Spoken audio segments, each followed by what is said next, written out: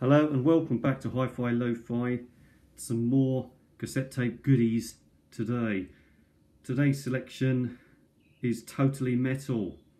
We've gone totally metal with this one. You may hear some birds in the background because it's spring and the birds are going crazy with their mating calls, so nothing I can do about that, I'm afraid. Right.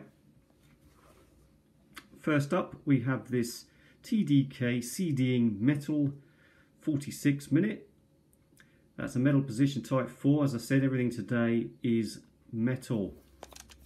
This particular one is from 1997. Everything today that I'm showing is made in Japan. It says there, where is it? It says down there, made in Japan. In Japanese, but it does say it, believe me. We got the model, by the way, it says it there. We got the model code there, CDM-46K, if that means anything to you. I did a search, by the way, using the model code and or the item code, and nothing came up. So I'm going to put a link to a cassette tape database that I use. I'm non-affiliated. I don't do this for money. This is just a hobby, by the way. But anyway. So there we are. Not opening these. I'm not going to open anything today because I just have opened too many cassette tapes and I don't really need to use them. And you know, once you open them, there are a couple of things that happen. One is they depreciate in value if you are planning on selling any of them on, which I might do. Not only that, I'm hoping that the fact that they're sealed, I'm hoping that they are airtight and they are somewhat preserved. Certainly preserved a lot better with a sealed wrapper than no sealed wrapper at all. That's an assumption I'm making, and I certainly hope so. Next up, TDK DJ Metal Disc Jack 60. So we've established previously that DJ obviously stands for disc jack and not disc jockey. Not sure what that's all about. And got the old price ticket on this, 200 yen. Well, I can tell you I paid a lot more than 200 yen. The price of cassette tapes at the moment, especially metal cassette tapes, has absolutely skyrocketed. So if the person I bought this from paid 200 yen originally, they made an absolute killing of a profit. Right, so as I said, made in Japan as well. If you want to see... well, I'll hold it still in front if you want to take a closer look at that. Pause your video now. There we are. Yeah, I'm really sorry I'm not going to open them. I know it's a bit, probably makes it a bit boring, but anyway. Oh, this one, did I tell you this one's from 1996? Right, next up. We've got this Axia. Of course, remember Axia is made by Fuji Photofilm. That's what they call themselves. Some people know them as Fujifilm, but actually the company name is Fuji Photofilm, as clearly stated on the... well, I say clearly states in Japanese, isn't it? Well, anyway, it clearly says it in Japanese on the back. Right here, by the way, that says Fuji Photofilm Company. Fuji Shashin Film Kabushiki Gaisha. Right, that means Fuji Photofilm Company. Yeah, so yes, PS. The PS series seems to be, the PS seems to be something that Axia uses a lot in their naming of cassette tapes. This particular one, this is from 1992, this one. I've only got one of these. By the way, this TDK and this TDK, I've got one of each of these. You may have seen in the previous video, I do actually have another disc jack metal, but it's not the same type. It's just a different year, that's all. It's from a different year. I think that was a 74 minute, but yeah, you can see that in another video. I like the design of these. I have to say I don't really go for that design. I think that looks pretty naff. Not particularly impressed with that design, the wrapper on that one, the design of the wrapper. But I think this is very stylish, I have to say. And I think that, you know, with this kind of gold coloured theme going on here, which we can see in some other metal, Axia metal tapes, I think they're obviously giving it a more premium look, a more upmarket look. I don't really know whether Axia's stable tape running mechanism for CD, I don't know whether this is truly something to be revered, something that is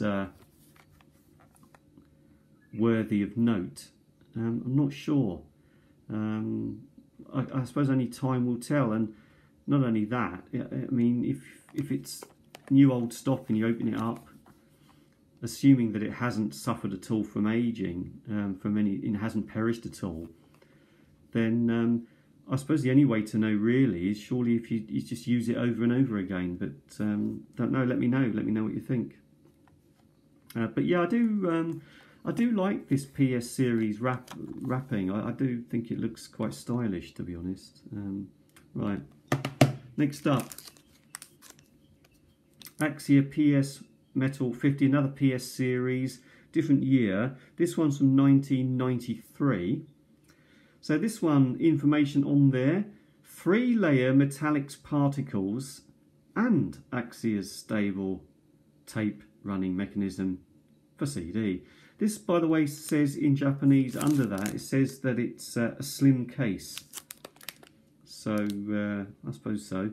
I think in this era, I think every case was slimmer than previous. You know, I think into the 90s, I think they were all slimmer, weren't they? This has got an additional clear outer wrapper that was possibly added by the person I bought them from, or perhaps by a retailer. I've decided to leave them on there just added. I mean, there's no reason to take this extra clear wrapper off, but you can see through it easily enough. I'll hold it in front of the camera if you want to see that. I think you can see that okay.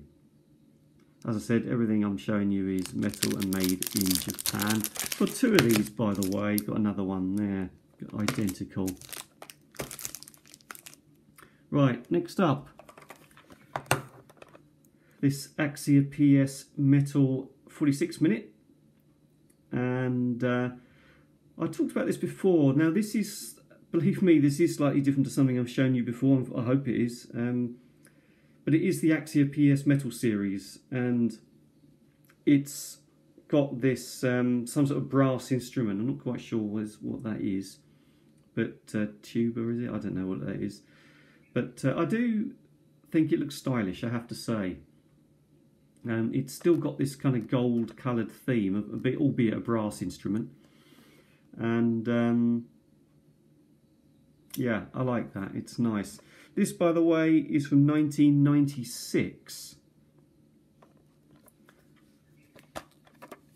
And, well, they've turned it, so you've got to turn it on its side here. So have a look there. They've changed the design on the back. There we are, if that's helpful to you. Yeah, sorry I'm not opening them. I mean, I've got, what, 1, 2, 3, 4 of these.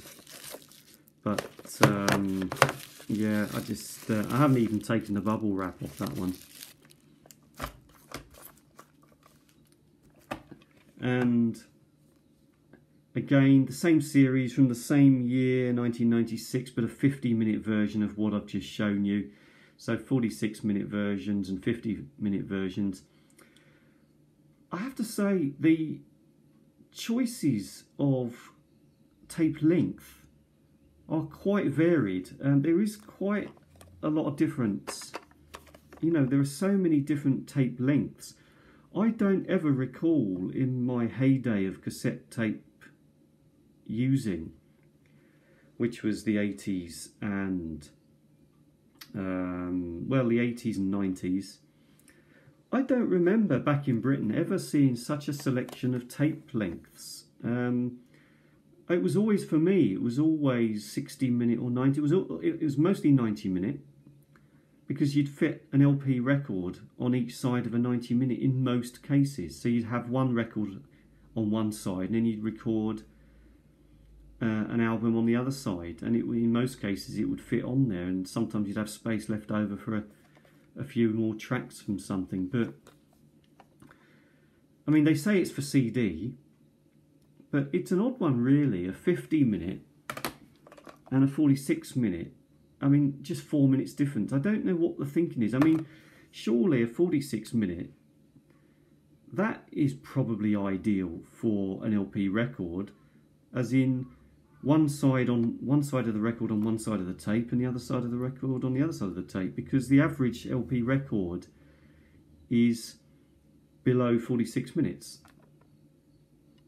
So I don't really know the thinking behind it. I mean, there obviously is thinking behind it. They've thought it through, I suppose.